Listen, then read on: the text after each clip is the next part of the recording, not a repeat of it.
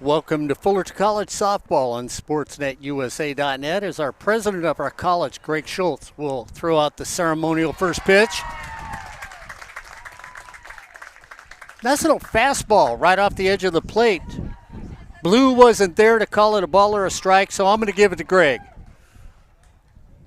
He now leaves the administration in strikeouts this season here on SportsNetUSA.net. Welcome to the OEC tournament, where the Hawks and the Hornets will play today. The winner will play again tomorrow in the championship game. The loser will play in the consolation game, as Santiago moved on with their win yesterday.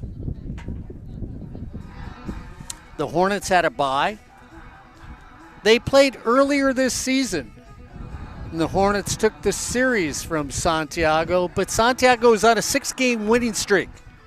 And Lisa's got her game and her team on a roll right now. So this game is anything but a lock if you're a Hornet fan. Of course, when you talk about these Fullerton College Hornets, back-to-back OEC championships. You know something, Joe? They haven't done that since the year 2000 and 2001. And there was a young lady named Crystal Aguilera that was on that team. Wait a minute. Name sounds familiar. That name sounds familiar. That's right. That is the new head coach, pending approval by the board, NOCCD. She just got hired full-time by Fullerton College, and her and Speedy have done an outstanding job. Not just because this team has won the conference. 10 academic All-Americans. 3.59 GPA. They've got one of their players with a 3.95 GPA.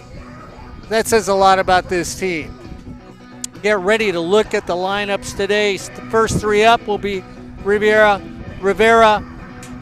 Martinez, Navarro for Santiago. We'll get to the defensive lineup. My new partner today, Joseph Pavlenko, will set that defensive lineup for the Fullerton College Hornets when it's up. We'll get to that in just a second.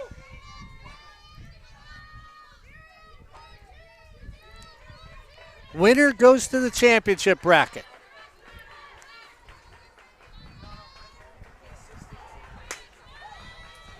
First pitch off the plate. So we look at that defense for the Hornets. Peavehouse over at first, Gonzalez at second, Dufresne at third, Ramirez at short. A familiar infield for the Hornets. Next pitch for a strike. Miranda Rooney in left, Emily Murrow in center, and Madison Ferguson in right. Alondra Natera is behind the plate, and in the circle, Jessica Lopez. Jessica's pitched 106 innings coming into this game. Fly ball, nice little floater out to Emily Murrow. Easy one up, one down to start this game. Center fielder number 15, Adriana Martinez. Martinez now comes up. You look at Jessica Lopez, 106 innings, 117 strikeouts, ERA of 1.84. Overall record this season, 13-3 for the Hornets. Outstanding season for Jessica.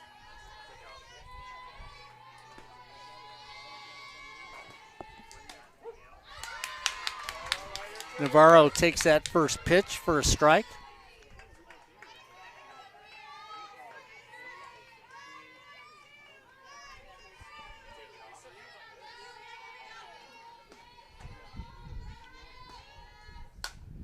Fouls the next one off.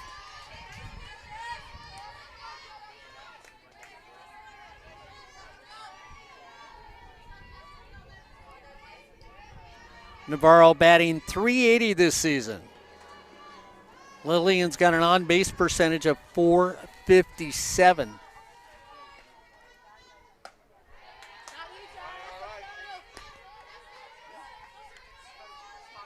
Well, Martinez batting .304. Has an on-base percentage of .351, so that's Adrian Martinez. Takes the next one high and away. 2 balls, 2 strikes, 1 out.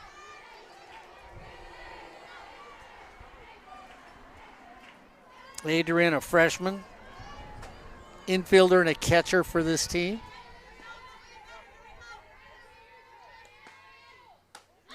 Swings through that. So she becomes the first strikeout victim for Lopez in today's game. Now gives her 118 strikeouts this season. Right fielder number 29, Lily Navarro. So Navarro now comes up. You already know her numbers. I gave them to you already, batting .380 this season. Navarro's got 27 hits, a few doubles. Takes an off-speed pitch for a strike. Leads the team in RBIs. Joe, she's sort of 50-50 as a batter. Walked 10 times, struck out 10 times so far this season.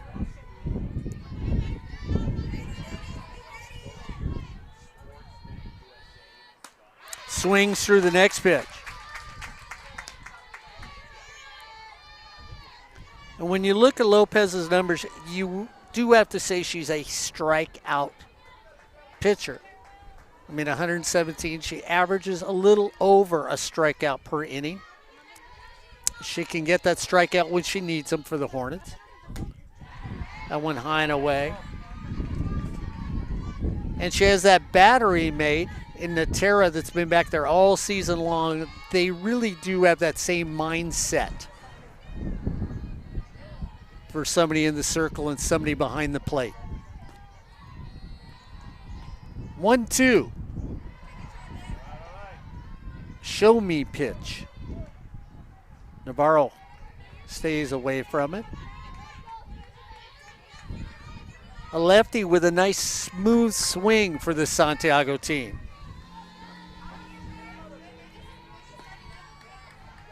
Carries her hands high.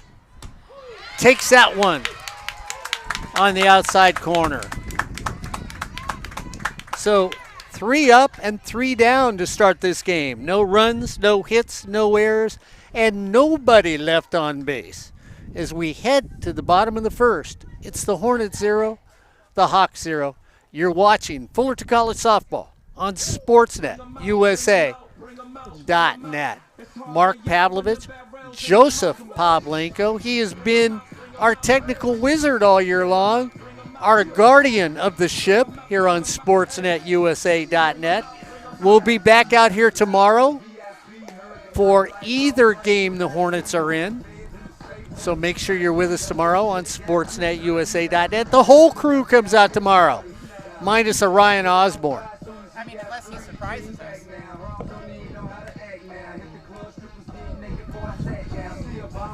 Oh, I was saying, unless Ryan surprises us.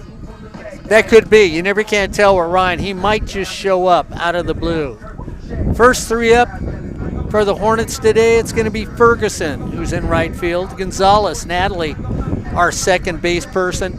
And then probably one of the quietest, better outfielders, Miranda Rooney, is batting third. If we get further in the lineup, well, Ryan's choice, Corey Nalen's choice for OEC Player of the Year, that'll be D. Ramirez, who is batting cleanup.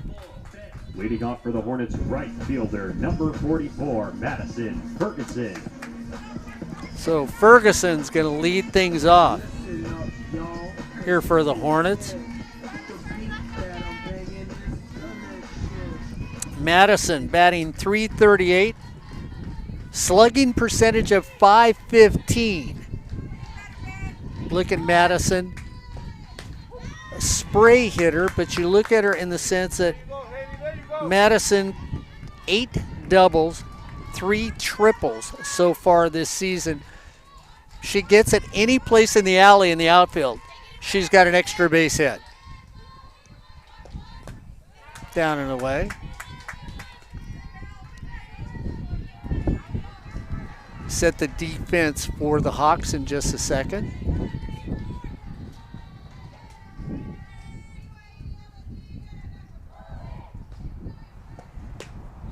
Ferguson takes that off the plate. She ripped one down the right field line, went into the ivy the last game I called. When the dust settled, she was over at third base.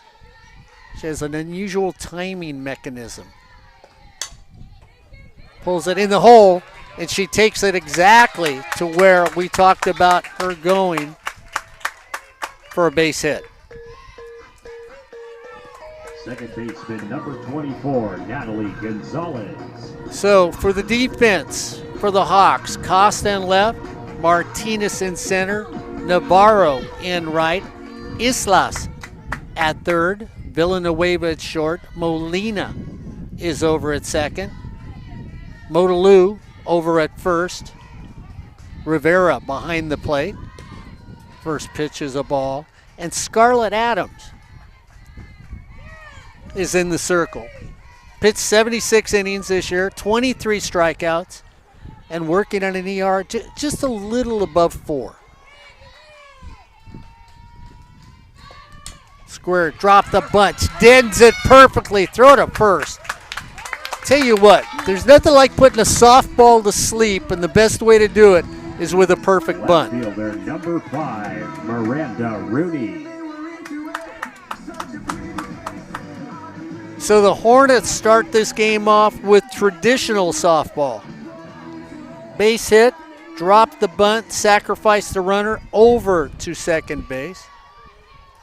And that brings up Miranda Rooney, who's batting .417 this season. Slugging percentage of .611.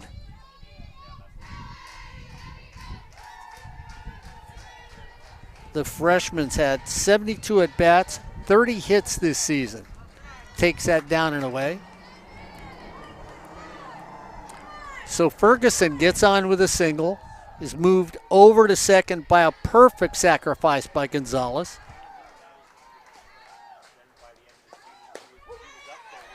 Take delayed steal, and the tag was late on it. So a nice throw over there, but Alyssa Islas catches it in front of the bag and has to turn to tag the runner. And the tag was just a little late, so stolen base for Ferguson has her over third. Well, I've been listening to you all season, Mark, and I know what you would be saying they should be doing right now. Oh, I'd love to see this lefty right now just drop that little floater with everybody back. Goes the other direction. And the Hornets get on the board. Shortstop, number 1, D. Ramirez. So Rooney goes the other direction, and when you look at Miranda with a .417 batting average, and now her 9th RBI of the season, Joe, that's where if somebody's going to give you the outside corner, you take the outside corner, and that's exactly what she did. I did not give Mr. Osborne enough credit this season for playing double duty, being on the air with you and running the show. It's like patting your head and rubbing your belly at the same time, and I'm exhausted already. I was going to say, you're working up a sweat over there, aren't you? D. Ramirez comes up batting .407 this season. Slugging percentage is .667. She's got 19 RBIs and very rarely strikes out. D pops it into right field. Navarro has it go over her head. Here comes the throw to the plate. And the Hornets get it on a big double by D. Ramirez, where the ball just continued to sell. And we've talked about D and what she does.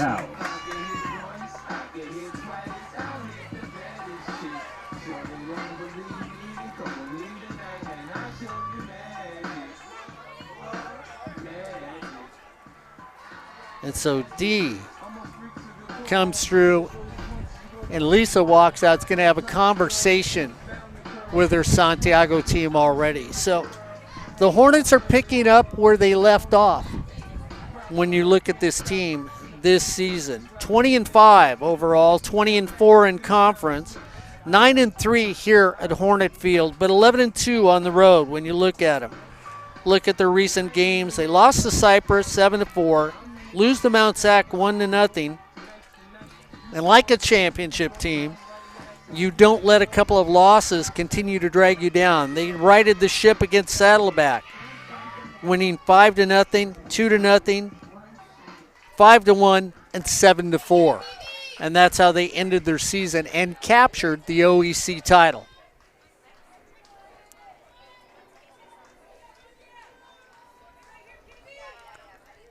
So Madison Peephouse now comes up, batting .281. 20 walks, 10 strikeouts. Takes a quick thing. Ramirez dodges the ball hit on the ground.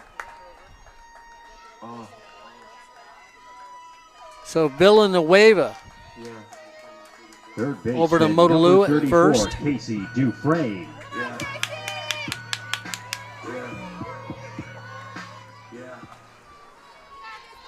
Casey Dufresne, who plays third base for the Hornets and just has an outstanding glove over at third base.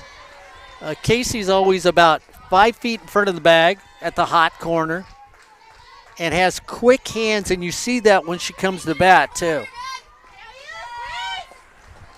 Casey batting .352, slugging percentage of .549. She has 17 RBIs. And when we talk about quick hands at third base, she's got the same thing as a hitter.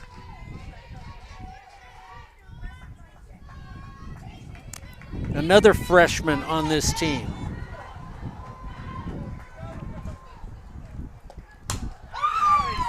Takes it to right field, into the ivy. And so Casey's got her 7th double of the season.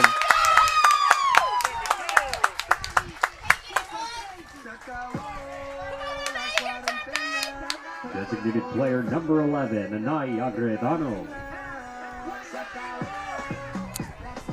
So that's double number 7 for Dufresne when you look at what she's done, and RBI number 18.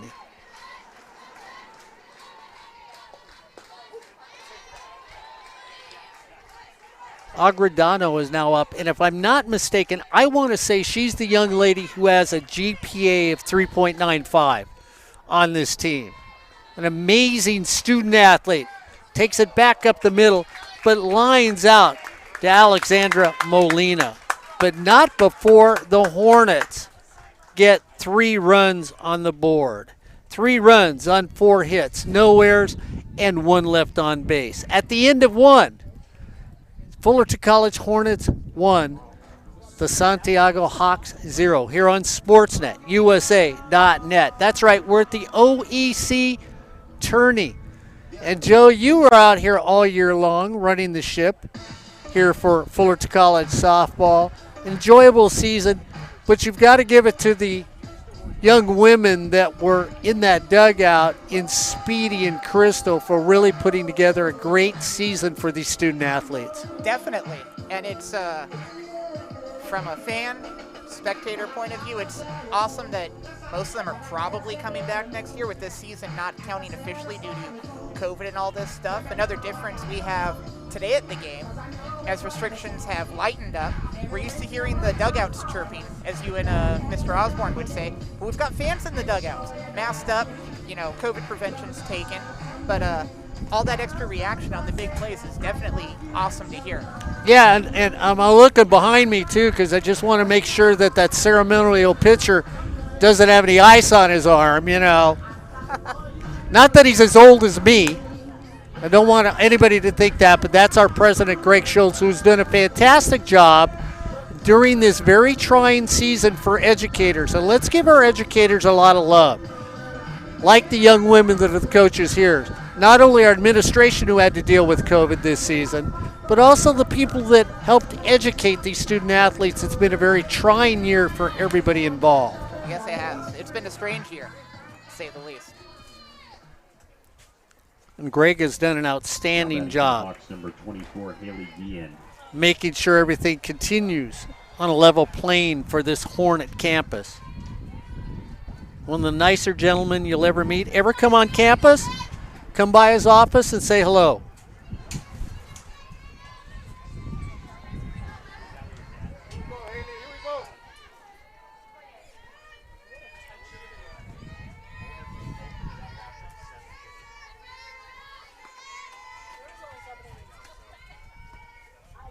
So, designated player. Haley Guillen comes up, batting .373. Slugging percentage of .802. A lot of baseball players would love to have those numbers. Fouls it off, out of play. Haley's had 83 at-bats this season, 31 hits. In those 31 hits, 11 of them are extra base hits. She's got 7 doubles, 4 home runs, and 14 RBIs. And for a power hitter, she has only struck out 3 times. She skies this one, and Dufresne overruns it.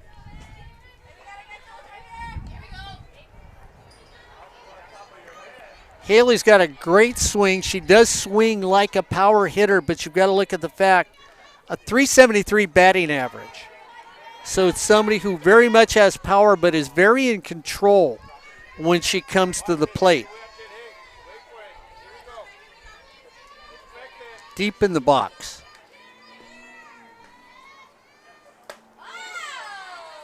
Almost goes for a high pitch, doesn't swing at it. Lopez was wanting the call, but a nice check swing on her part. 2-2. Top of the second. The Hornets are up by 3.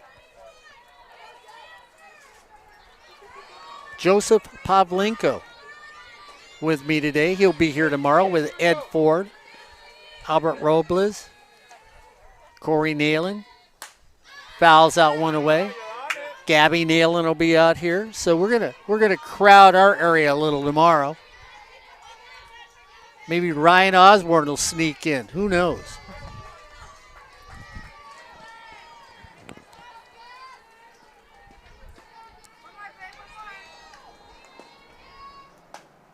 Just off the plate.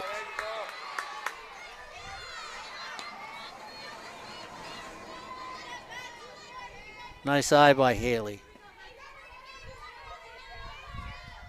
Impressive numbers for a lady who hits with power.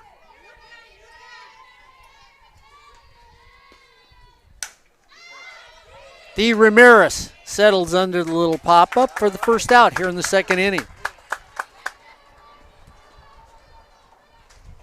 Shortstop number 1, Samantha Villanueva.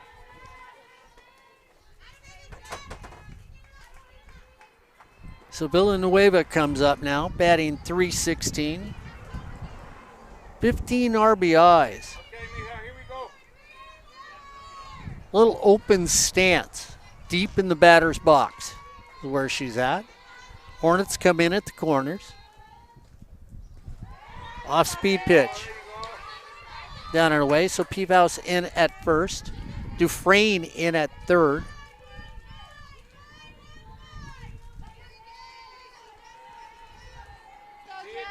Villanueva's got 25 hits this season. Lets that one go.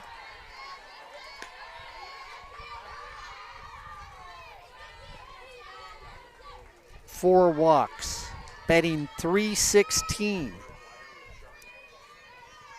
Samantha's playing shortstop for the Hawks.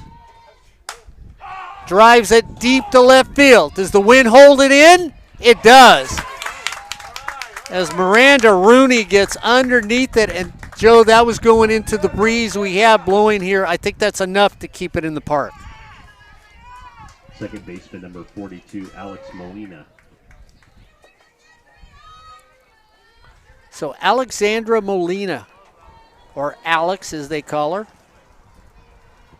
comes to the plate. See it, Alex. See it. Here we go.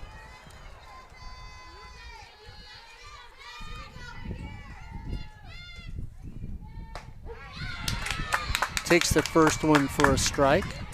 Molina not only plays second base, but multifaceted infielder. Can also catch if you need her.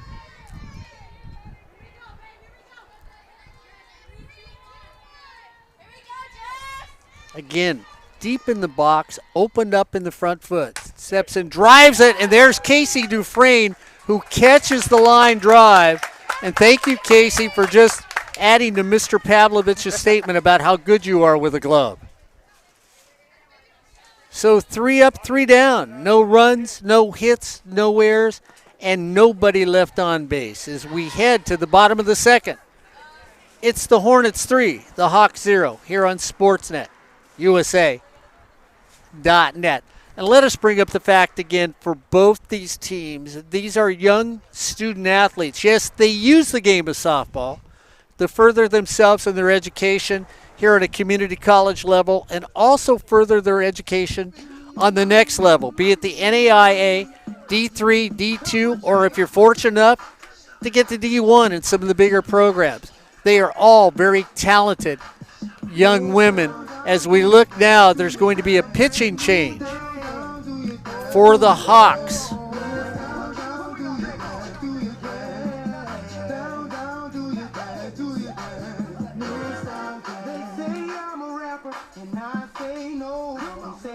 Looks like that's number 9. That's Scarlett Adams. Coming in, yeah.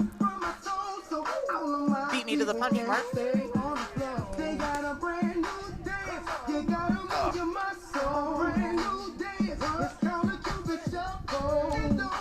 So I think we're getting somebody that's switching.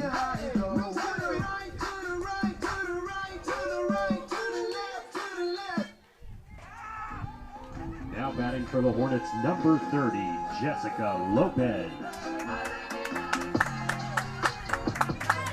So Lopez stepping up for the Hornets.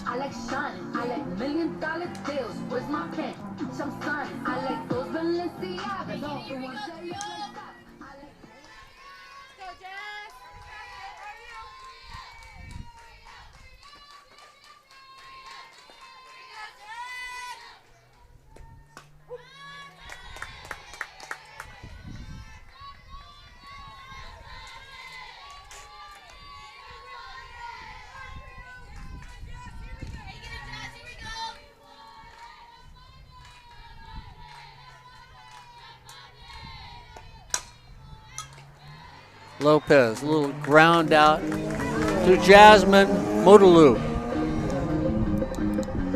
Center fielder number 50, Emily Muro. Emily Murrow now comes up.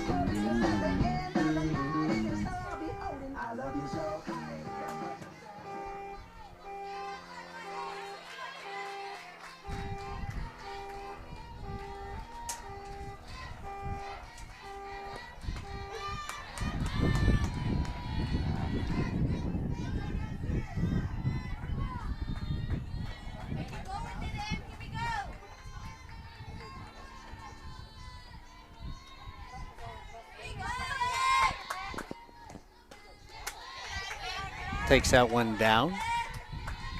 3-0. The Hornets score 3 runs in the bottom of the first. Started off with a hit by Ferguson, sacrificed by Gonzalez, then an RBI hit by Rooney. Ramirez comes up with a big double for an RBI. Then Dufresne comes up with a double for the other RBI.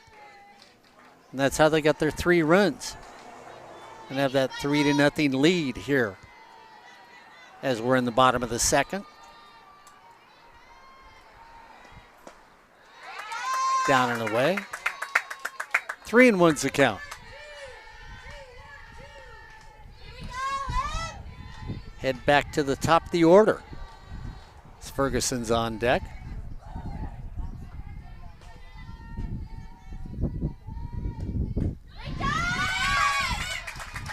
So Emily works a walk. She's over at first base, and that brings up Miss Ferguson. Madison Ferguson comes up. Had a base hit to start this game off.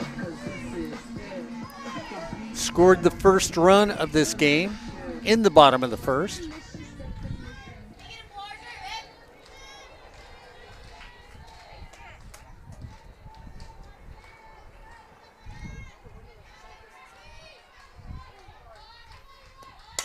Madison, double play ball, over to second, not in time. So picked up there by Samantha Villanueva. She takes it to second on her own. Natalie Gonzalez is now up. Natalie just put the sleeper hold on the softball in the first inning for a beautiful bunt to move the runner.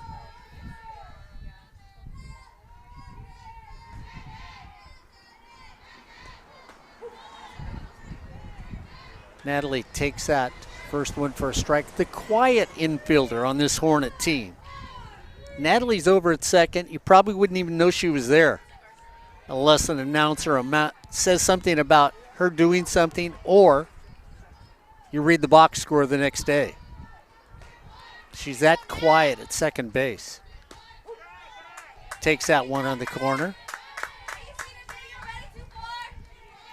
0-2's the count. Natalie doesn't get affected by what the count is as a hitter.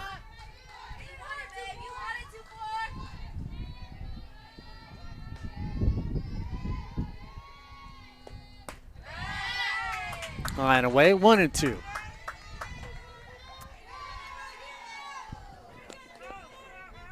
Islas even with the bag at third. Motaloo comes in a little at first. Islas double pumps it, but makes it in time.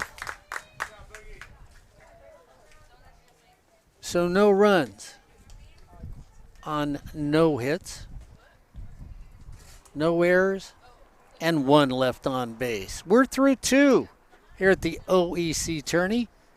It's the Hornets 3, the Hawks 0 here on Sportsnet, USA.net. Cyprus is playing Santa Ana today. Brad Pickler is in the tournament. The perennial name that goes with championships. State championships, Brad Pickler.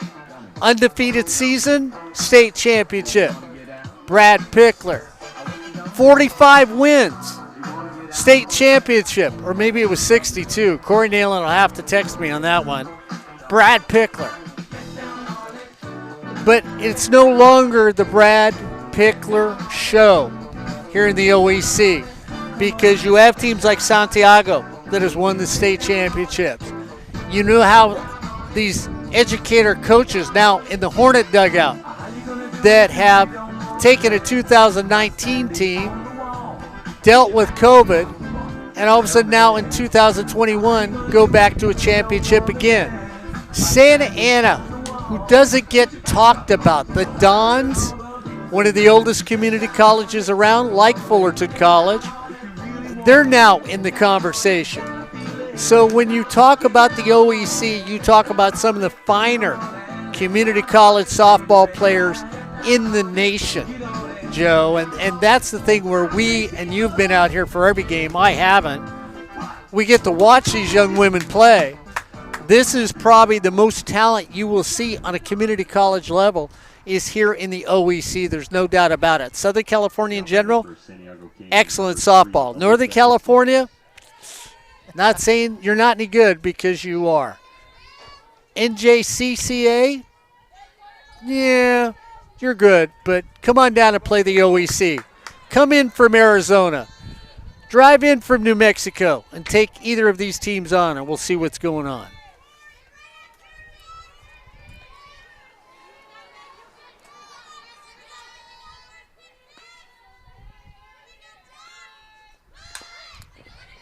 First pitch is fouled away. All right, you're good, you're good.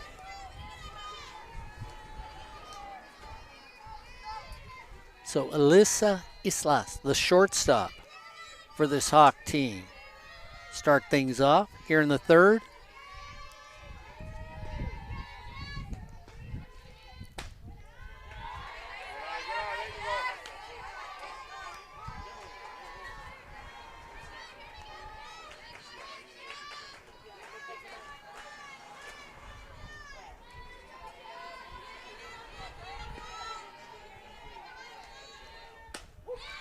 Takes that one on the corner.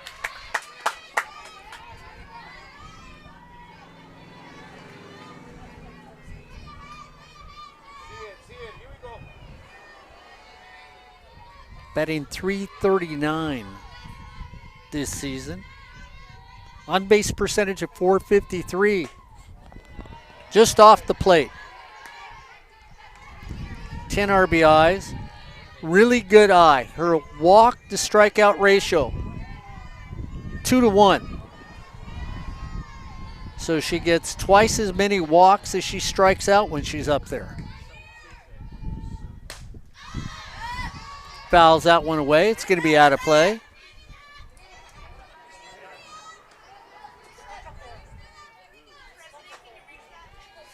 .62 at bats this season.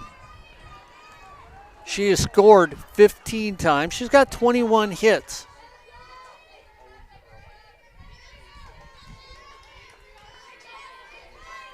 Six stolen bases, so she'll run when she gets on. Takes that high. 3-2.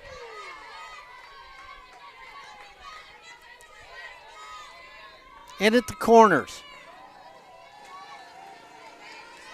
Normal depth at short and second for the Hornets. D. Ramirez gets it, and D bobbles it. And that's going to go down as an error as D. Ramirez got ready to make a quick throw and let the ball play her instead of her playing the ball.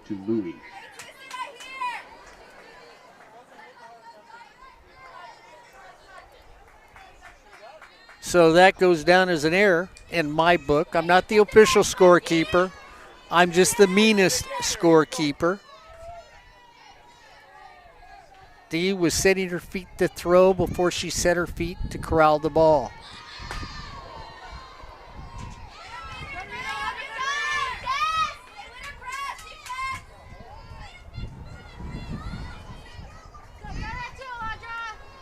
Jasmine Modaloo is up now.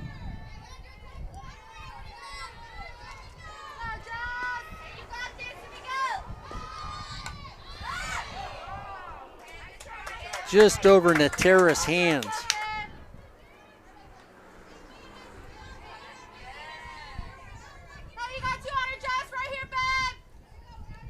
Jasmine batting .268. 15 RBIs this season. Slugging percentage of .321.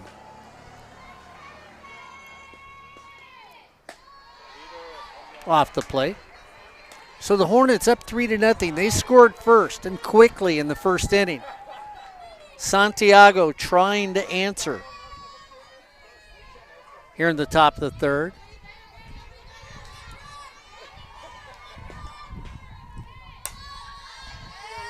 Fouled away down the right field line.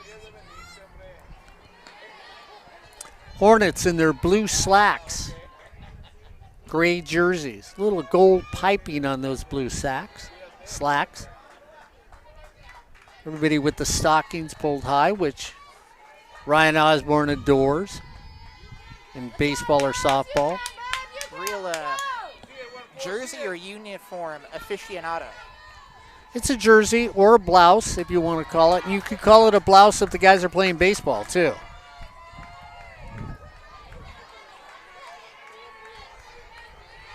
Santiago in gray with white piping down the sides. White lettering. Fullerton has the F on the front.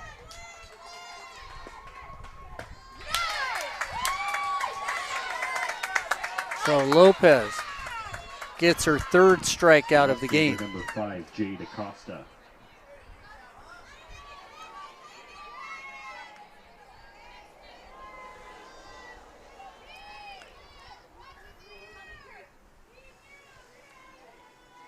Jade Costa playing left field for the Hawks today.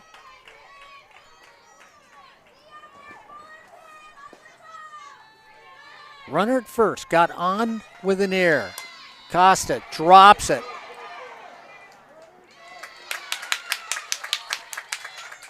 So they're calling the bunt her out. And I think the thing is going to be with the bunt, and then they feel like the bat was dropped outside of the box onto the playing field for obstruction to get to the ball.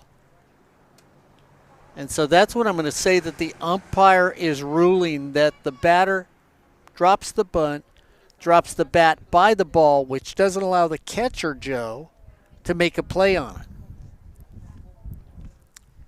Lisa doesn't agree with that call, but that's the logical call from the umpire, that you can't do anything to obstruct a defensive player. Catcher number 27, Sabrina Rivera. So that's what the obstruction comes from, on where the bat is laid for the second out. So an obstruction call against the Hawks. Snap throw over to first.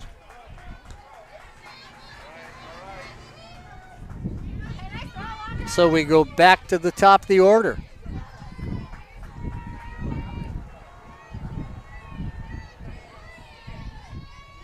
If Blue comes back in this direction, my partner, Joseph Pavlenko, asked him if that's what he called. That seemed like the logical call and the only call he could have made. She was not out of the box. The ball did not hit her in the field of play, but she dropped her bat next to the ball. I feel like you're trying to earn another nickname over here, Mark. All your talk of logical calls. Should we start calling you Spock? Turn on that for a base hit. So the first hit of the game by the Hawks.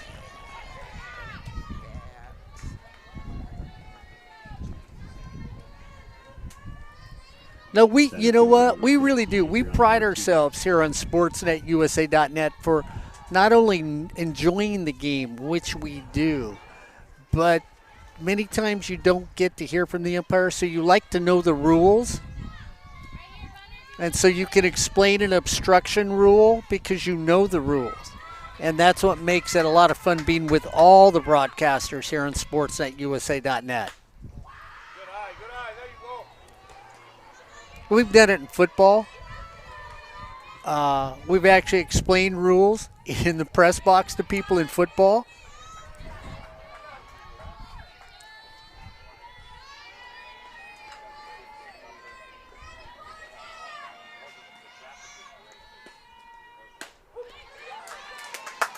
Jessica living on the corner. See it, here we go. 1 ball, 1 strike, 2 outs. 2 runners on for the Hawks. A base hit gets them back in the game early. Goes for a bunt. Strike 2 call.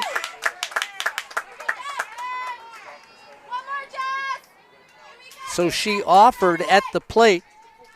Since she offered on the bunt, a strike is called.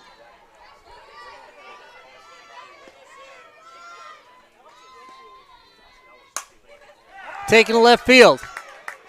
They're going to play station to station. So back-to-back hits, and the bases are loaded. Now See it, Lil, see it, okay, here we go. for the Hawks. Right fielder number 29, Lily Navarro.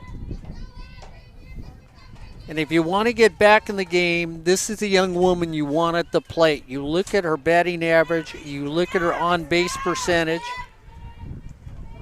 As a free swinger, she walks as often as she strikes out. So she's definitely good with a great eye up at the plate. And then you look at the fact she's got 15 RBIs, 3 home runs this season, a couple doubles. So the Hawks have an opportunity with the right type of hit to get close in this game, tie this game, or actually take the lead in this game. We're in the top of the third. The OEC tourney. See if we can find out the score in that Cyprus game.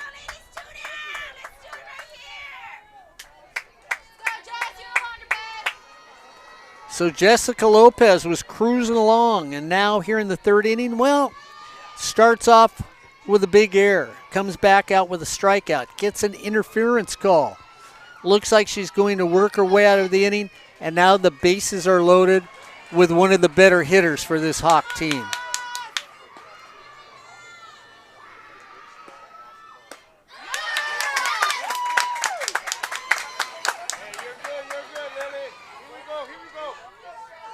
Lillian Navarro just a little over anxious on that one.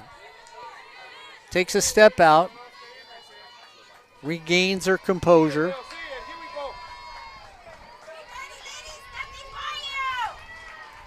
Freshman outfielder fouls the next one off the plate.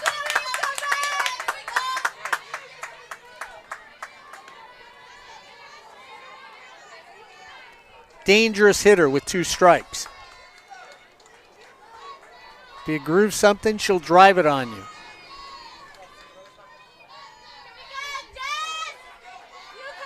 Oh, 2 count. Bases jammed. She swings through it.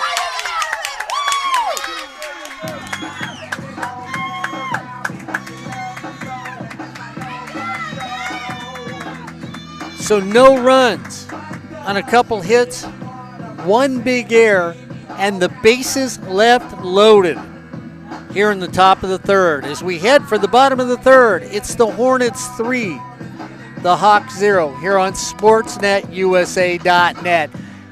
September's not that far away, Joe, and I mean, if you're somebody that really enjoys or listens to us and says, I do what the old guy does, hey, I'm great with technology, you know, I could probably take Joe's job. Best place to come is here at Fullerton College. And Joe, I'm going to actually ask you, because you're a former student, now an employee here at Fullerton College, what you learned here has taken you to this position going to a community college. It definitely has. It's taken me here. Before here, it took me to KTLA, worked in the industry a little bit, and it gave me the skills, and the educators here imparted their wisdom and experiences they had on the job to me as a student, and being able to learn from instructors of that caliber and sometimes learn from their life experiences, so we as students, when we go into the professional world, don't make those same goofs, was amazing and an awesome experience. And it actually gave you an idea when you wanted to come here. It gave you that chance to sort of pick and choose what you wanted to do, being a student here at Fullerton College. Definitely, and because we have a technical program here, you get to get your hands dirty, you get to go play, which is always fun. Lets you really know if this is what you want to do or not. So take it from that editorial from a former student, now an employee here at Fullerton College, who's worked in professional media. It all started with his first day on campus here at Fullerton College. Hey, if you're looking, no better place to go than your local community college. And to get to that score you were mentioning about earlier, Mark, looks like we are at the top of the third. Cypress leading Santa Ana 7-0.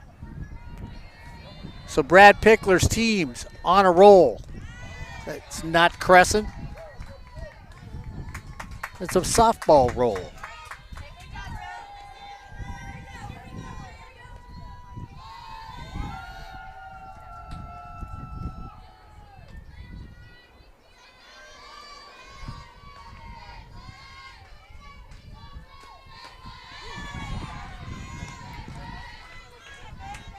Big swing by Rooney. 1-1. Rooney got a base hit here in the first. Drove in an RBI. One of few. They got an RBI to get those 3 runs. Takes the next one high and away.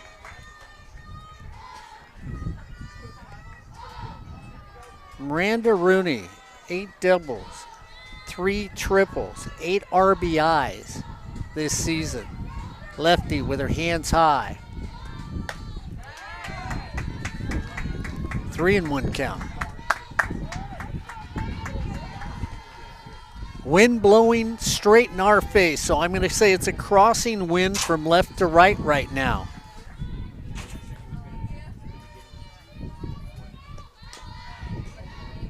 Rooney fouls it away.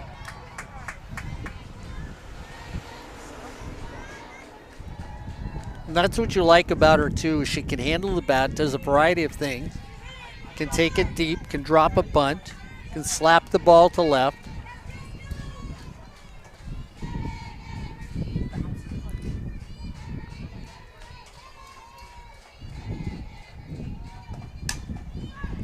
Pulls it into the dugout. Quick reactions over there. Knocked it through the door. Boy, let's just hope she doesn't hook it towards that camera down there.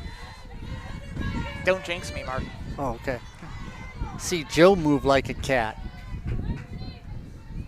3-2. Pulled. Modalu just reaches down and says, "Thank you very much. I'll take it." For out number one. Shortstop number 1, D. Ramirez. D drove in a run with a big double. Here in the first, going to have a little conversation. And here you go, Mark, for you. Just got off the phone with the National Weather Service. Looks like we're sitting at 73 degrees today with a 10-mile-an-hour wind moving west-southwest. 64% humidity. It's a pretty day, and we're lucky enough. We've got easy ups here, so Joe and I are not turning bright red. Out for a great day for softball. Nice crowd around us. A few more Hornet fans. I'd say on my left, more just general softball fans.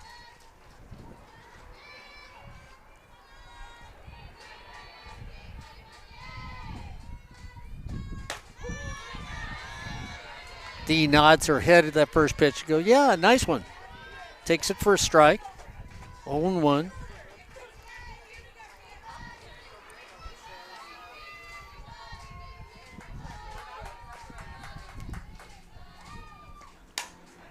Dee pulls it deep in the hole. The throw over there. And a beautiful play made by Villanueva as Samantha goes deep into the hole, sets that back foot, and then strides over there after a diving play by Islas at third doesn't distract her. So a nice play. That's short. Peevouse now comes up. Grounded out to third her first time up. Fouls out one away.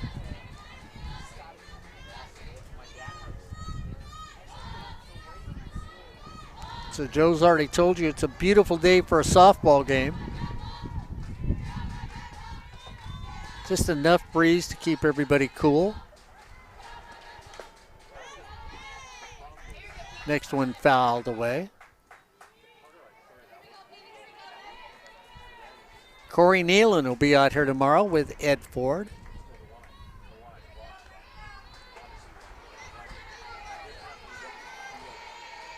We'll all be talking a little softball. Game on Sportsnet, USA.net. Does that mean I'm bringing, can I count that high, 12 headsets out? Just bring all of them out of the studio. We'll all just sit on the bleachers behind us, and we'll just all talk. Get the franchise to come down, and, you know, we'll all tell stories while you watch the game.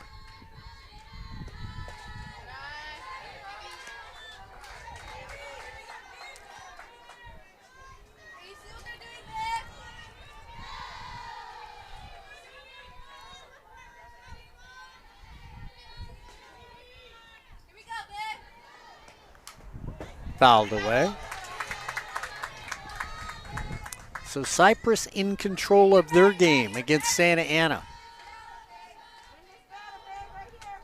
Hornets up by a few in this game with a long way to go.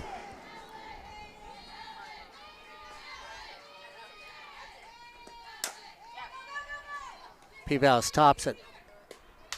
Nice little pick up and throw by Islas over at third to get her out. No runs, no hits, no errors, and nobody left on base. Hey, we've made it through three. It's the Hornets 3, the Hawks 0 here on Sportsnet, USA.net. When you look at softball, one of the finer games going on, hey, there are great players all over, and I guess if you watched the College World Series earlier today, the #1 team in the nation in D1 softball loses to James Madison. One more loss, and Patty Gasso, hey, a community college softball head coach at Long Beach City College at one time, will have to go home early. That's right. There's a lot of them. When we talk about these wonderful educators and we look at them at D1 and we sort of praise them, and then we look at our community college coaches, many of them were on the community college level. Mike Candrea, an ex-community college coach. Now, in Arizona, hey, he's in the College World Series too. So when you look around, take time out and say, oh, it's community college softball, it's community college athletics. These are all very talented student athletes are out there. And I'm going to keep emphasizing it all day long. These are young women that go to class, do their homework, turn in their assignments, get good grades, help mom and dad, help their little brothers or little sisters if they have them, or older brothers or older sisters, their cousins. They get involved in church activities, community activities. One of the best sports in the world, one of the greatest group of athletes you will see. These softball players, these community college stars here in the field today will be the leaders on the field tomorrow in you name it. Got a little time? Take some time out tomorrow. Stop by Fullerton College for a little community college softball here on Sportsnet, USA.net.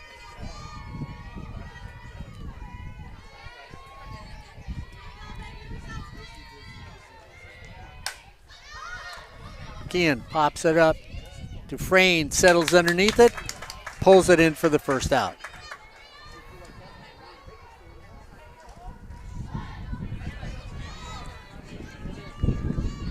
Shortstop number 1, Samantha Villanueva. Villanueva gets up there. Sam, first time up, flew out the left field. Miranda Rooney settled underneath it. Fairly easy fly ball to left with the wind blowing. This time she takes it to right field. Wind's got it. Is it going to drop? The speed of Madison Ferguson makes sure that isn't a base hit. As Madison takes a step back, the wind catches it, comes in on a dead run for the second out of the inning.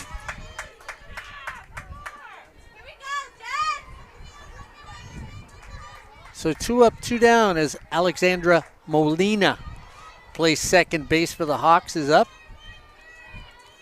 Lined out to Dufresne, who caught it right off the top of the dirt. First time up.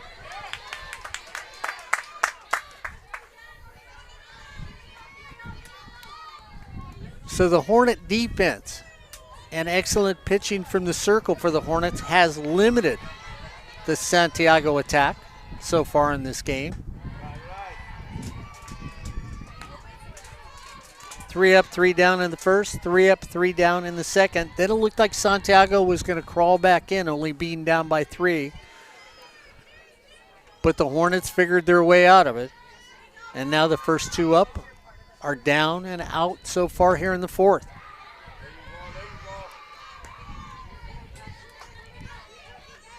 Consolation game tomorrow in the OEC tournament. Championship game tomorrow in the OEC tournament.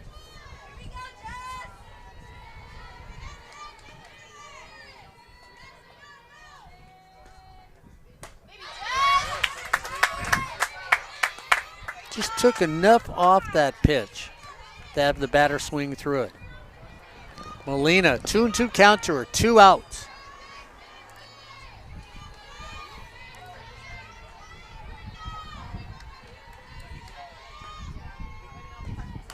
Fouls out, 1 away. Like watching Molina come to the plate. Relaxes herself by looking like she's playing the piano on the base of her bat. She'll get up there, give it a couple turns, dance those fingers, and swings through that pitch. 3 up, 3 down. No runs, no hits, no errors, and nobody left on base. We are now halfway through in this game as we head to the bottom of the fourth. It's the Hornets 3, the Hawks 0, here on Sportsnet, USA.net. It has been a fun softball season, to say the least. I can't thank Ryan Osborne and the man to my right, Joseph Pavlenko, for making this season such a fun year.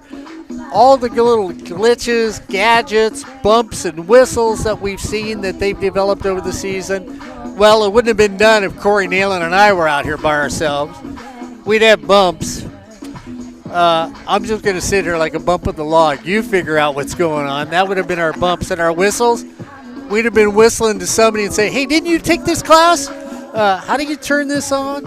That's what would have happened. So if it wasn't for the staff at 90.1 KBPK, this baseball season and this softball season would have been coming by, maybe Pigeon, Pony Express, could be United States Post Office. Any way you look at it, you'd have found out the results 4 days from now. So we want to thank everybody involved at 90.1 KBPK, Joe and Ryan, Joseph Pavlenko, the man behind the mic, and Ryan Osborne for making this season happen here at Sportsnet, USA.net. Now batting for the Hornets, number 34, Casey Dufresne. Yeah.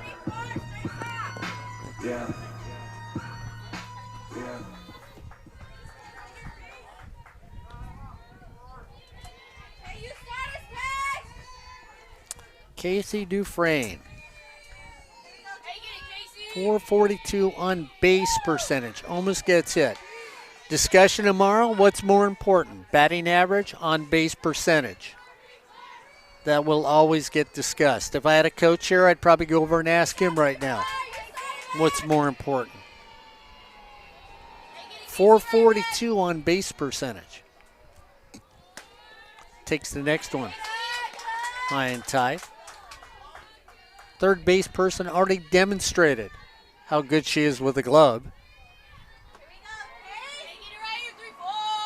Had a double for an RBI her first time up in the first inning. Takes that one. 2-1. Corey Nalen likes to say hitter's pitch on this one.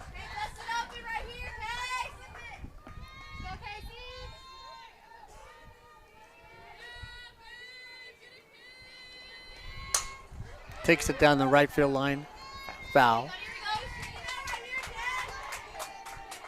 And if you're Scarlett Adams in the circle, you look and say, second, third, fourth.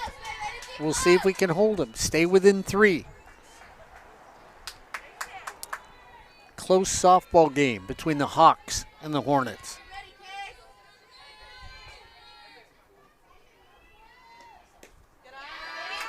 Breaking ball in on her feet. Full count, 3-2. Bottom of the 4th, Hornets up by 3.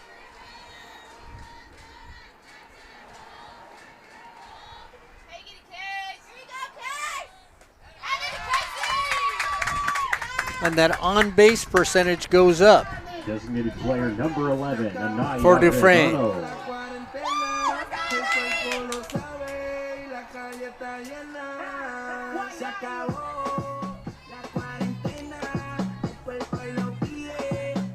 So we're going to get the designated runner.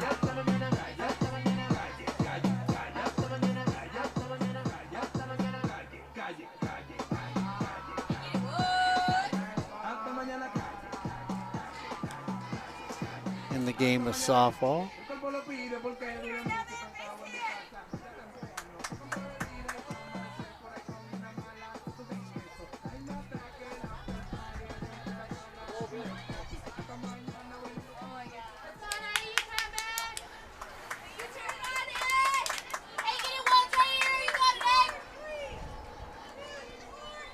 I think that's Jaylena Perez over at first base. Designated runner.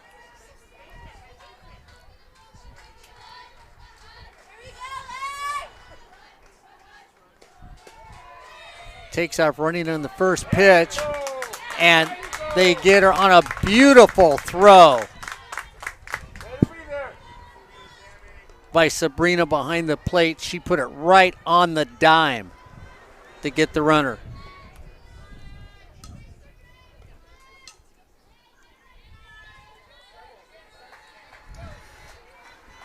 So Dufresne gets on with a walk. Perez comes up and immediately thrown out at second. Another foul.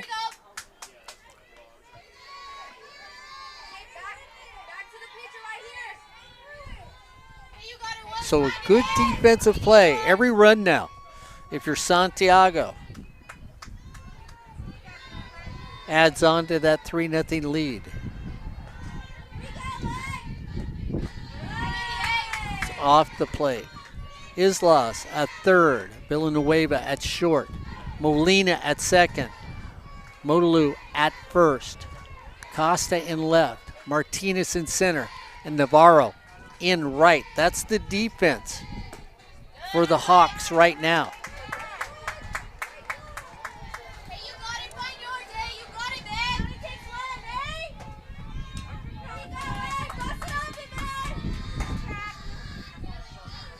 Close game, 3-0. Fouled away by Agredano. Lined out. First time at bat.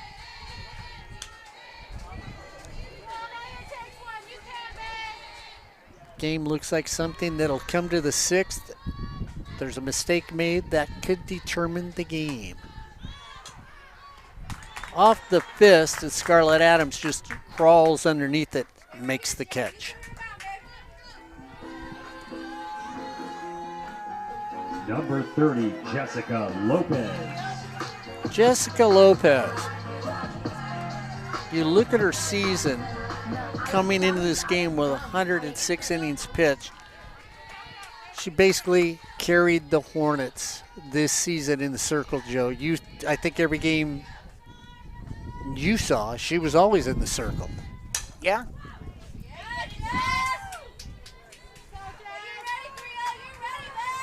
And most of the time she was dominant in the circle too. Definitely, and if she didn't start off pitching, Hornets would bring her in when they needed to.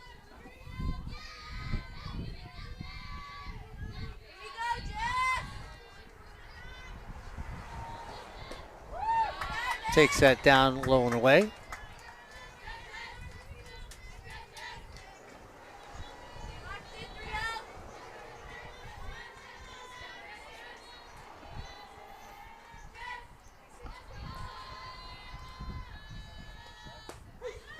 Off speed for a strike.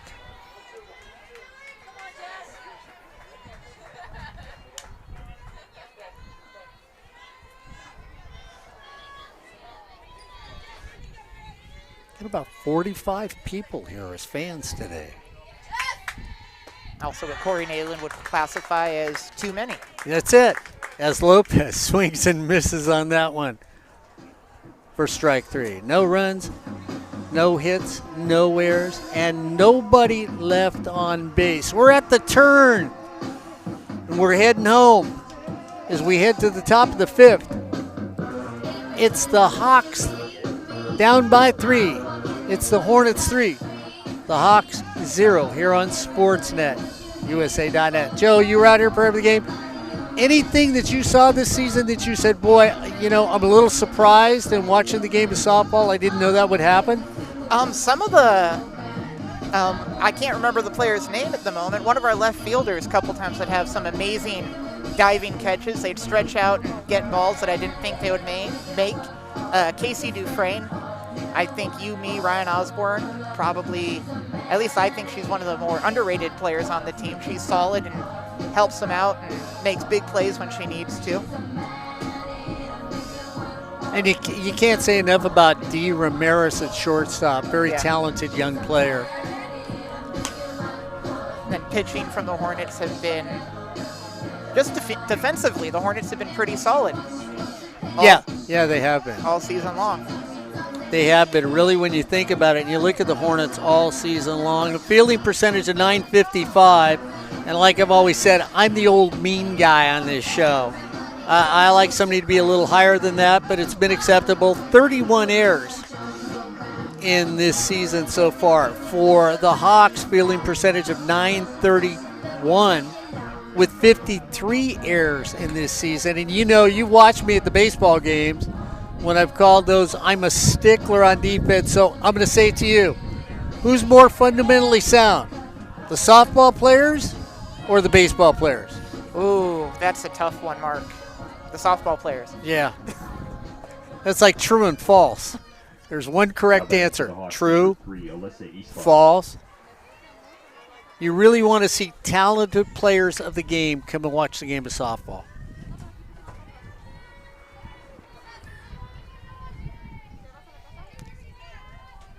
So the Hawks looking for something positive here in the top of the fifth.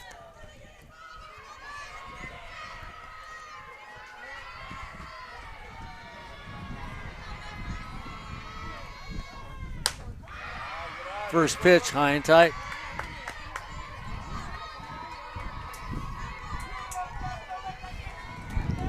Lisa Islas, you look at her.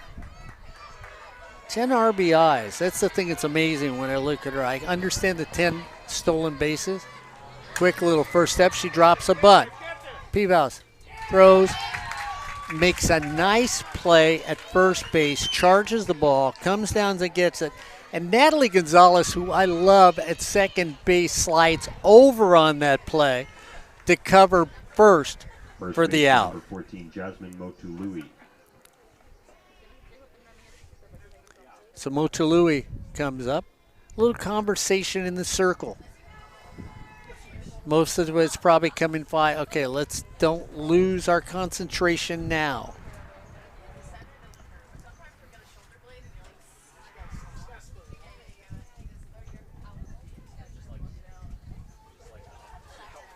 So Motului comes up.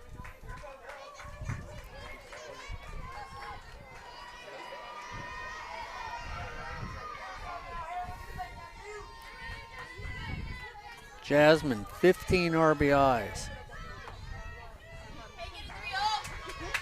2 strikeouts and no walks.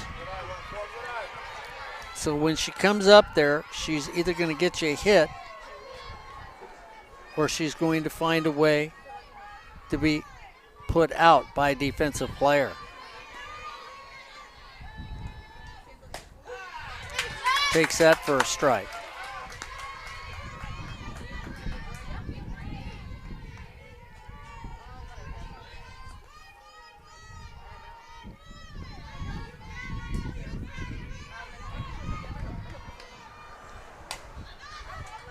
Fouls it down the right field line.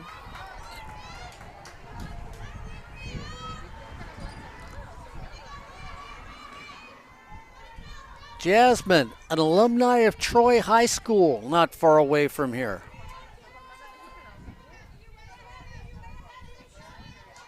I know somebody that went, well, I know quite a few young people that went to Troy High School.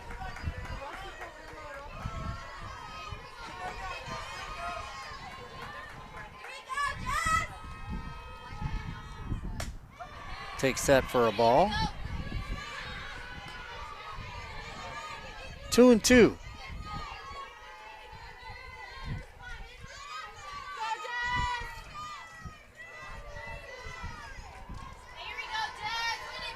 Perez with 5 strikeouts in today's game from the circle. Make that 6.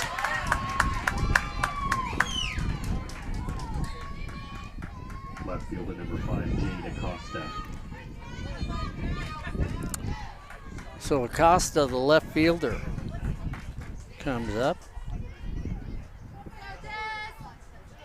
Jade went to Beckman High School.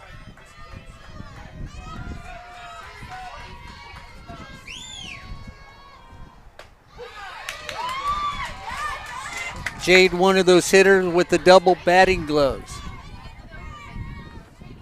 Batting gloves. I always tell my story about the batting gloves. I love my story about batting gloves.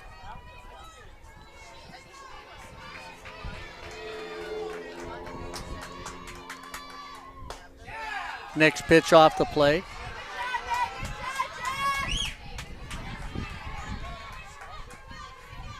Batting gloves came about because of a professional baseball player who had played golf, got done, went to the ballpark, had a pretty good round, decided to keep his glove on for when he went to bat.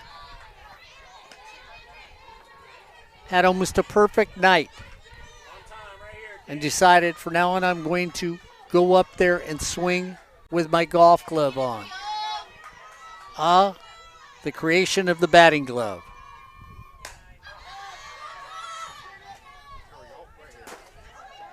Ken the Hawk Harrelson, Boston Red Sox. So for all you youngsters out there that think that batting gloves were actually created because of batting gloves, no, they actually came from origination of a golf glove. Trivia time here on sportsnetusa.net. Next one fouled away.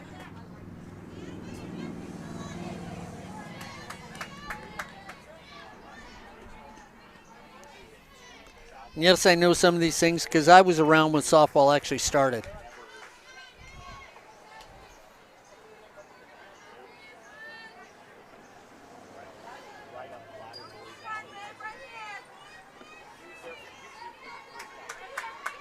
Two and two to Costa. 2 outs. Top of the 5th. Hornets up by 3.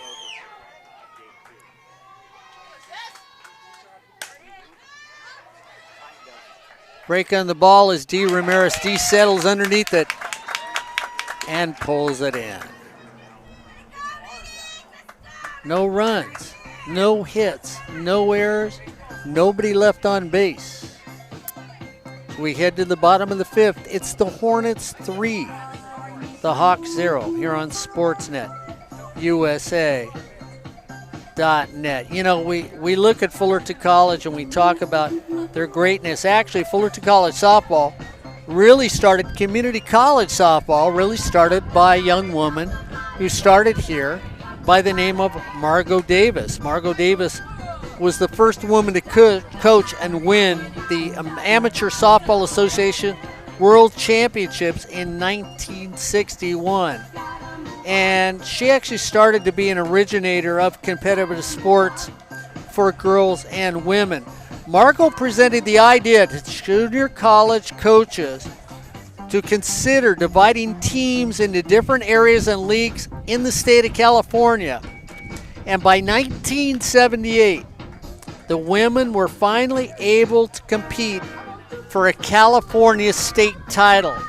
So if it wasn't for somebody like Margot Davis, Joseph Pavlenko, we would not be here today, as Margot Davis was one of those that convinced people young women are as talented as anybody else, can play competitive sports as anybody else, and deserve to have an opportunity for a state title. Oh, that's right. Margot Davis, Fullerton College. I forgot that. Throw that in there, didn't I? Number 50, Emily Bureau. Sounds like a version of a conversation you, Corey Nalen, Ryan Osborne, and myself have had several times, either at games or at KBPK. Yeah, we have. And then when you think about some of the people we've had around here that have been wonderful women coaches out here, you can't help but think of somebody like Deborah Wilkie, who was the basketball coach here at Fullerton College, won a state championship when she was here.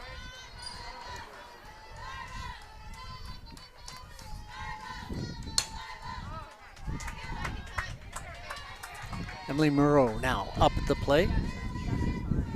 I feel like after Santiago made that pitching change at the 2nd, it's turned into a pitcher's duel almost. It has. And the Hornets did. They got hot in that 1st inning. And, oops, everything blows away. Love the wind. Moreau takes that for a strike. Let Joe update us in a second on the other game going on, because the winner of that game will face the winner of this game.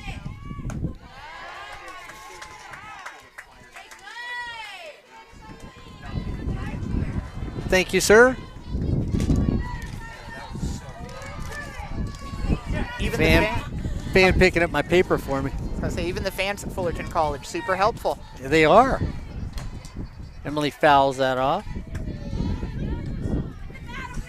Plus, they're more agile than me, too. So, you know.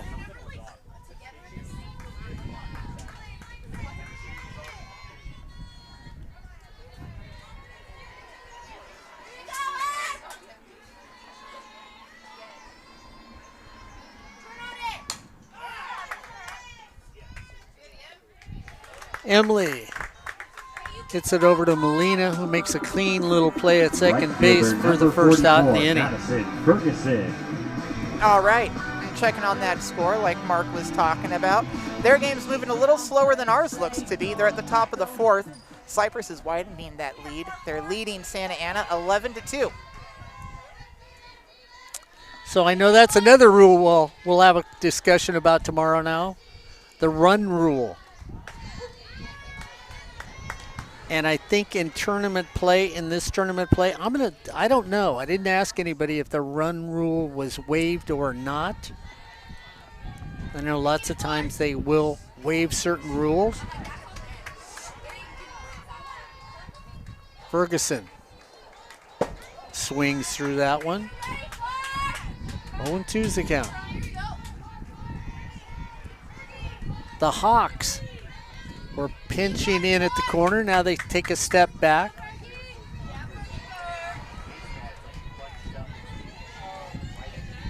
Even with the bag at third and first. Now they move in at third. Pinch the corner at first. Slap towards the hole. On a knee. And a throw not in time. And I'm going to tell you, Samantha Villanueva went down to her knee to make the play. Stop saying was beautiful. Gets up and throw, the only shortstop I've seen do that in softball. And she went actually deeper in the hole, and she was a commentator on the College World Series. Madison Shipman of Valencia High School went behind third base at short one day, was on the grass, and made the throw to get the runner out. Bunt is fouled. Madison, who had a very successful college career, and like I said, was a commentator in the College World Series Super Regionals. It's one of the most amazing plays I've seen by a softball shortstop in my life. And yes, it was done by a high school softball player.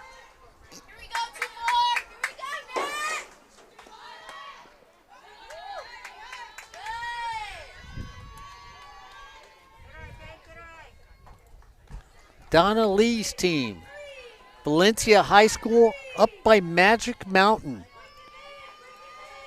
Have to check and see if Donna Lee is still even coaching.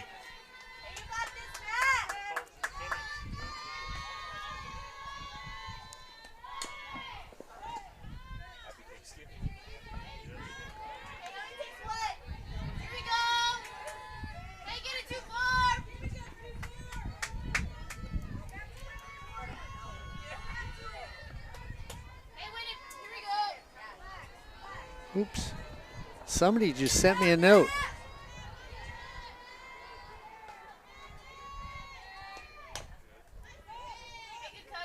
Gonzalez swings through that. When you look at this Hornet team, and we've talked about quiet people, Natalie Gonzalez over at second base, we've just sort of smothered the world with Dee Ramirez, but we look at Natalie Gonzalez at second base, a quiet second base person who makes the plays, and you realize you said her name 4 times in a game. Takes that off. Snap throw to first, not in time. Infielders that you like to watch because you never remember them. I know that sounds really funny, but you just go, who was that second base person of that team? They had 108 balls hit on them, never made an error. That's someone like Natalie Gonzalez. Natalie pulls it quietly through the hole. Throw over to third. Safe at third. Gonzalez goes into second. So give her a single, and then she moves to second on the throw. Miranda Rooney.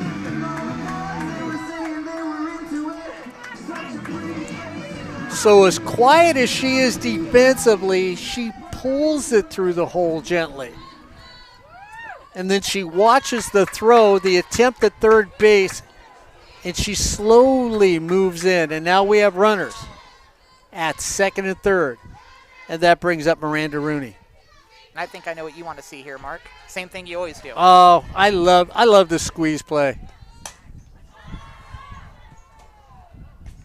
Pop out for out number 2. Corey Nealon, you know, I hope when you show up tomorrow we get at least one of those.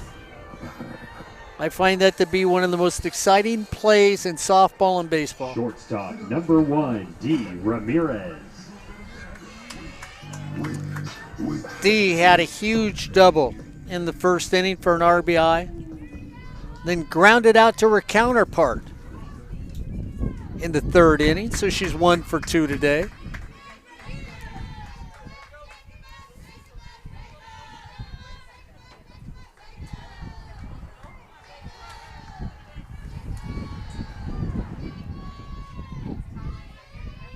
.407. D kicks a little dirt away.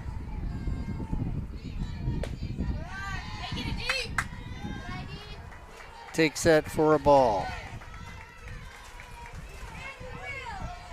20 RBIs now this season for D. 19 coming into the game. We give her one more. She's at 20. Outside corner.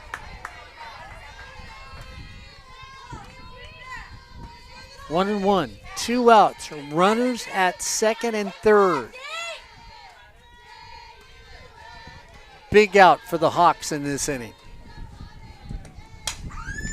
Back up the middle, and they get that out they need. So Scarlett Adams helps herself out on that, and the Hornets are denied. No runs on 2 hits. No errors and 2 left on base.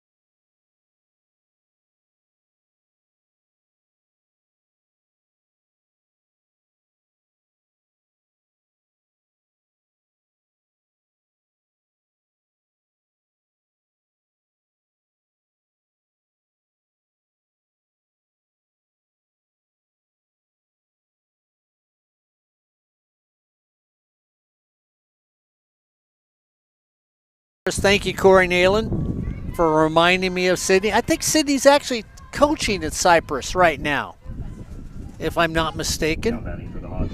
She's over there with Brad.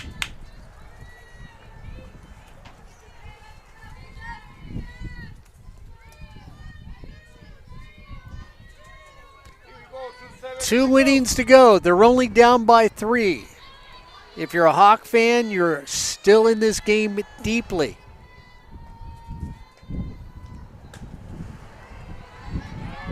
Don't walk away now, because all the Hawks need are a couple hits and they're back in this game. 13-12 overall. They've won 6 straight games coming into this game.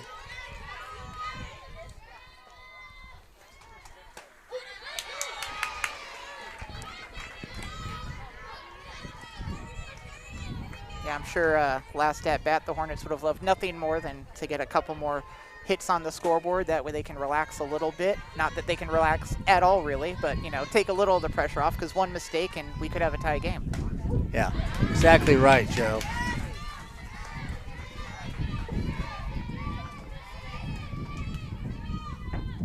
Sabrina Rivera is up. 373. She gets on 17 stolen bases this season. Hits it into the wind in left field.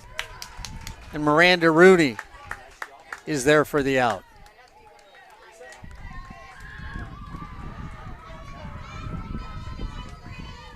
So the wind has knocked the ball down, flying to left field.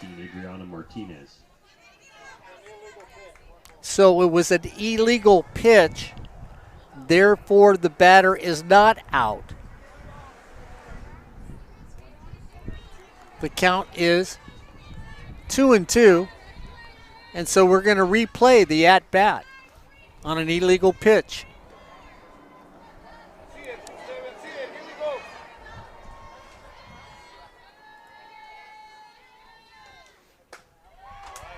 See, I know there's certain people that I know want that call when they're eating a chocolatey eclair.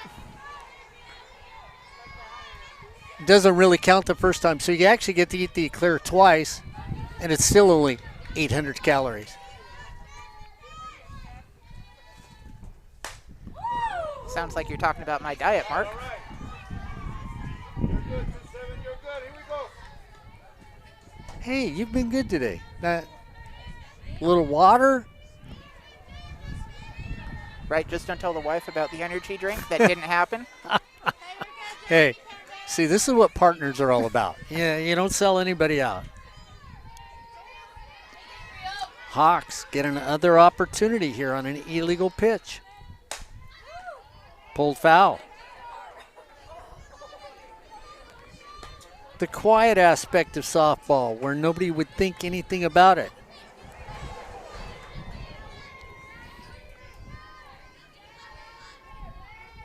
See if Sabrina can take advantage of her second chance. 3-2. Pulls it foul. On it. Here we go. So timing is there.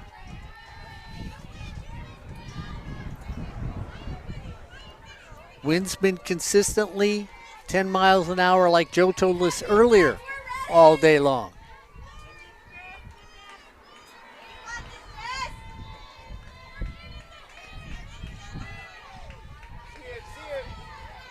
See it. 3-2. Top of the 6. Hornets up by 3. And she works her way on. So the illegal pitch Now batting number 15, Adriana helps a runner get to first base.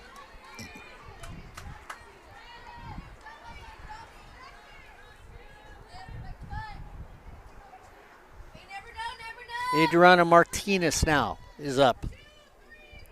Struck out, then she got a hit in the third. And that's the inning it looked like the Hawks were going to get back in the game.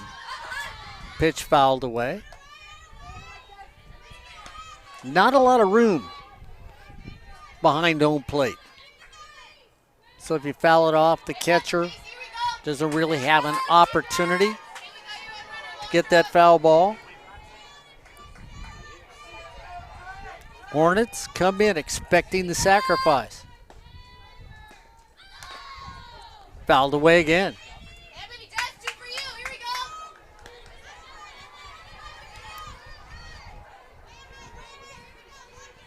So Santiago looking to get maybe that one run with an inning to go. Attempts a sacrifice, doesn't work. 0-2. Natera always clutching, looking for that runner to stray too far. She'll gut him out from home plate. Heck of a hose back there.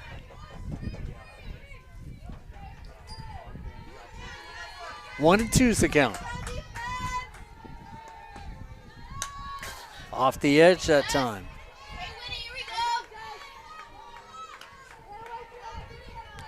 Martinez has scored 11 times. She's got 21 hits at 69 at-bats. Only really extra base hit, one double this season. 1-2's the count. Flares it down the left field line, out of play.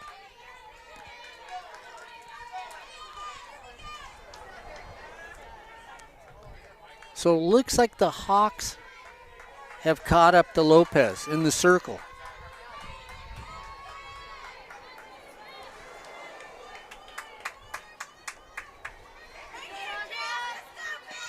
Five strikeouts for Lopez in this game.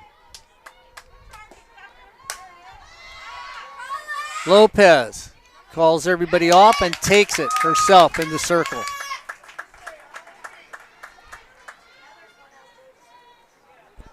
So that brings up Navarro.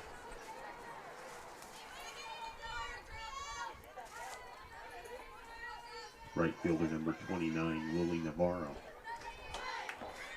Another note coming in from superfan Corey Nalen saying, you guys talked to Janelle, I'm going to butcher this, Gugliano. I'm sure Corey's laughing at home right now. You guys talked to another coach who made plays like that. He's saying at shortstop at Cerritos a few years ago. Yeah, you know what? Corey's got a better memory than I do, and you know, I can remember a face, but and you're who? At my age, but we have seen some very talented student athletes drop a bunt, flip over to first. Runner moves over to second. Nice sacrifice by Navarro. I tell you what, this young woman is such a talented hitter that comes up there. She can do it all, and you have to appreciate her as a hitter. She can do it. She can bunt. She can hit for power. She can hit for average.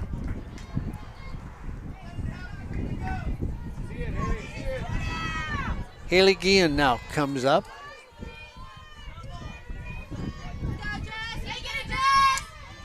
Haley can find a way to get a hit. The Hawks may get one run on the board.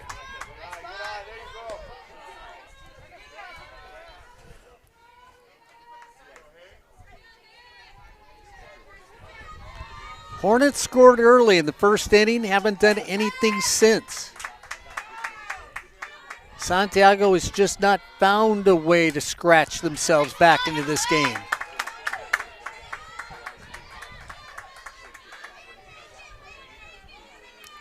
Good defense. Excellent pitching from the circle for the Hornets. And that aspect of looking for that timely hit, if you're the Hawks, just hasn't happened today. Snap, throw, nobody's there. And this is what I like about the young lady behind the plate. Corey Nalen would love this play. Alondra Natera saw the runner strain. She throws the ball to the bag. It is your defensive counterpart, your shortstop or your second base person, that needs to be there on the bag. You can't wait for him to get there, Joe. You let it fly. And boy, howdy, they better be there. And that's what she did. Good play by her, no advancement by the runner. Pop fly. D. Ramirez calls it, brings it in. And the Hornets, again, put up a 0 on the board for the Hawks. No runs. no hits, no errors. We head to the bottom of 6. Well, it's been quiet since the first inning, but that first inning has helped the Hornets have that 3-0 lead. At the end of 5.5, it's the Hornets 3, the Hawks 0 here on Sportsnet USA.net. Has that Cypress game come to an end yet? No, not yet. They've, moseying on through the game. They're at the top of the 5th, so, blazing fast-paced over there. Cypress and Santa Ana both have put up 2 since we last checked in. Cypress still leading 13-4 over Santa Ana. So that's 9 runs. So we'll see if a run rule is into effect and see if all of a sudden they put that up there. I'm going to say, I'm taking a wild guess. I'm going to say tournament play, there is no run rule. Corey Nalen, if you know, let me know. Or you, Ed Ford.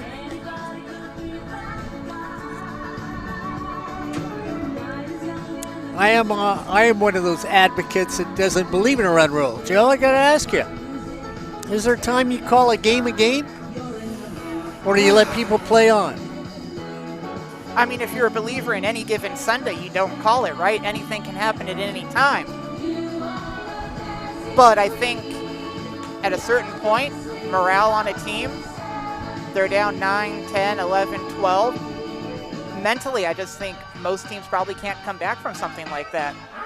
Okay, so I'm going to, because you play a sport where people beat each other up. You play, it's basically, you're fencing, but you're fencing with lightsabers. Yep. And if somebody's beating the holy heck out of somebody else, which is like a run rule thing, just beating them to Bruce City, you think that ought to get stopped? We don't in our league, no. We played 10 touches in the match, and or time, total fight time of 2.5 minutes, and whatever happens first, and that's when we call the game. Okay, so Joe, when he plays, doesn't believe in a run rule. Drive to right field, off the glove. Peebles in at second. And this is where Corey Nalen would say, okay, Mark, how mean are you? Navarro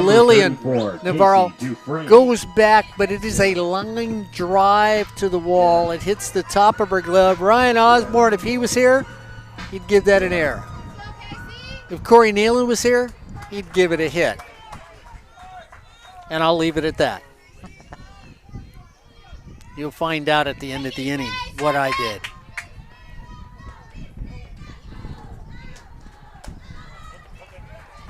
Dufresne comes up. On the softball scoreboard here, there is no room for, well, they've got a hit and error thing up there, but we don't have an official scorekeeper that actually pushes the button that would give you the yellow light under the H or the E for the hit or the error. I'm glad Ryan and I don't have that button. All error all the time. Probably. Button would be broken. Dufresne over to third. Nice play by Islas. And, it looked like they had a double play. So Islas looks the runner back. Throws over and gets Dufresne at first base.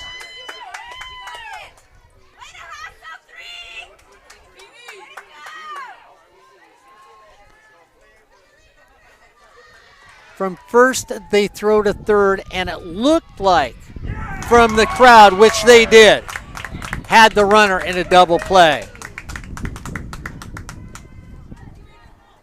Again, I think mentally for both teams, if Fullerton can score right now, helps them. Doesn't exactly help Santiago.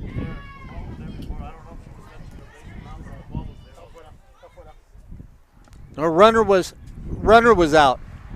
It was clean tag. Clean tag.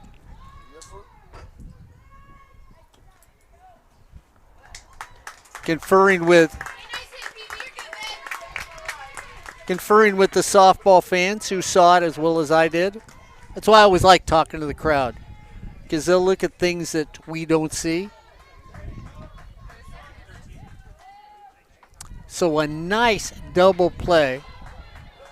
So that is a 5-3, 3-5 double play. Clarissa Hernandez. So Clarissa Hernandez is coming in. You'll see Clarissa every once in a while playing left field for the Hornets. Sometimes she will spell Miranda Rooney over in left.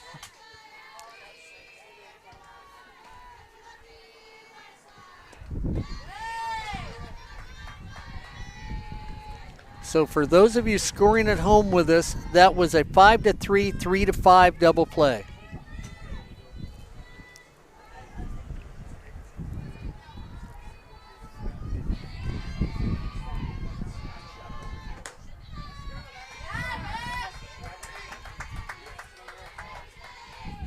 Solid defense by the Hawks.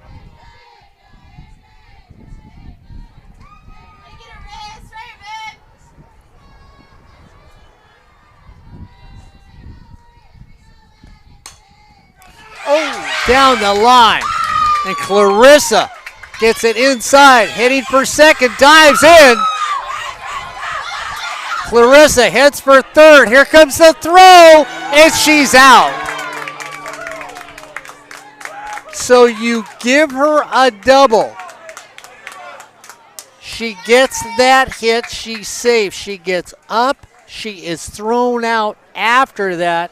So there's a hit on the play and then a throw out from an advancement at third. No runs on 2 hits. Nobody left on base. Hey, it has been a quick 6 innings. It's the Hornets 3, the Hawks 0 here on Sportsnet, USA.net. The Hawks need to find some sort of answer. Tomorrow, championship game here on Sportsnet, USA.net. If the Hornets can hold on, they will play the winner of the Cypress-Santa Ana game. And Mark, I want to ask your opinion on that, because I feel like it's something we've talked about, or at least you and Ryan have talked about on the air in baseball. That run from second to third, she paused, she thought about it, she didn't just take off going. Was it that lack of commitment that got her out right there? She didn't know it was a pass ball, and once it was past her, it's one of those decisions, but when your coach is yelling at you, get up and run, now you've got to turn around and say Jasmine Modalute, who makes the play at first, throws a beautiful throw to third base to get her. So give a great deal of credit defensively to the Hawks on that play. If you're a runner, sometimes it's better to look at your coach and say, I'm too tired, especially if you're my age. I can't get up. I'm too tired, But at this age, like Corey Nalen would say, at this age, you could play this game, another game, and a third game before the sun went down.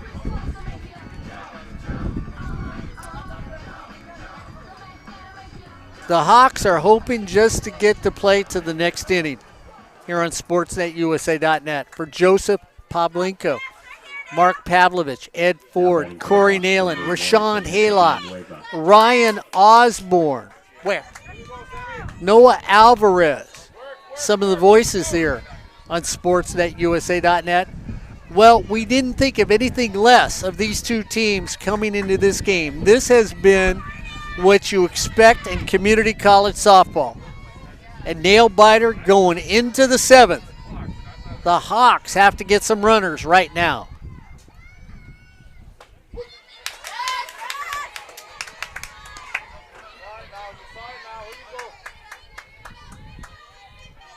This has been a fun softball game.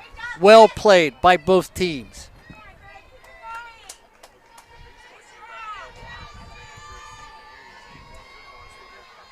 Mark says fun. I call it anxiety-ridden.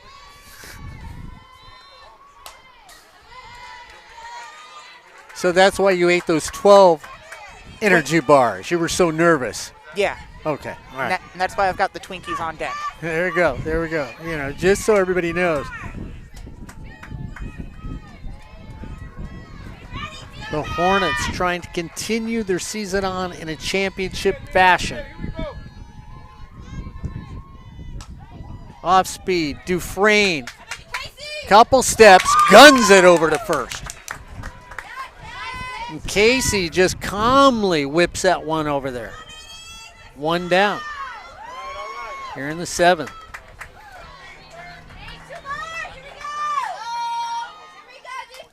Number 42, Alex Molina.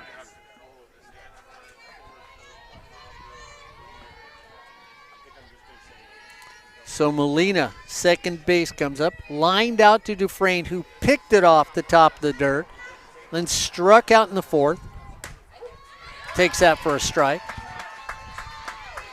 Thank you, Casey Dufresne, for just adding to what I've said about you at third base. I love when players play up to an announcer's expectation. Wind's picking up, coming into our face. Lopez bounces that one in. Jessica trying to drop that ERA. Sitting at 1.84 right now coming into this game. A couple more notches going downhill. Dufresne says, Mr. Pavlovich, just keep heaping on the praise. As Casey nonchalantly makes the play at third base. Number 3, Alyssa. One out away from moving into the championship game of the OEC tournament. The current OEC conference champions, Fullerton College Hornets. And from the looks of it, at the Cypress Santa Ana game, winner here is probably, nothing's written in stone, but probably going to be facing Cypress. Fullerton Hornets nemesis could be the team they play tomorrow. D. Ramirez wanders out on the edge of the grass. Natalie Gonzalez just dancing away at second. And Miss Lopez in the circle says, just one more. 0-2's the count.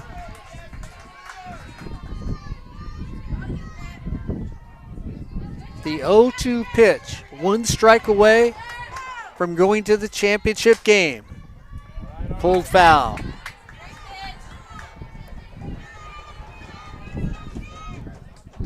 Crystal and Speedy in the dugout. Looking to play in the championship game here tomorrow on SportsNetUSA.net. Corey Nalen, Ed Ford, Albert Robles, Joseph Pavlenko, myself, we'll all be out here tomorrow to watch talented student athletes play the game of softball. Off speed, handcuffs are at the plate.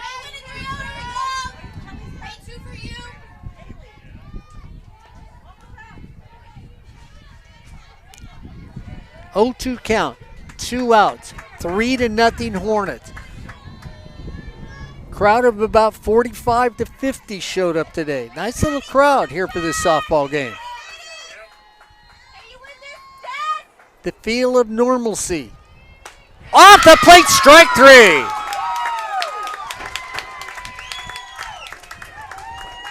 So the current OEC champions this year are going to the championship game for the OEC tournament. Joe, you look at this game, it's 3-0. The Hornets strike first. They do it in the first inning. They look like they're going to wait. Santiago plays a heck of a game on from the first inning on.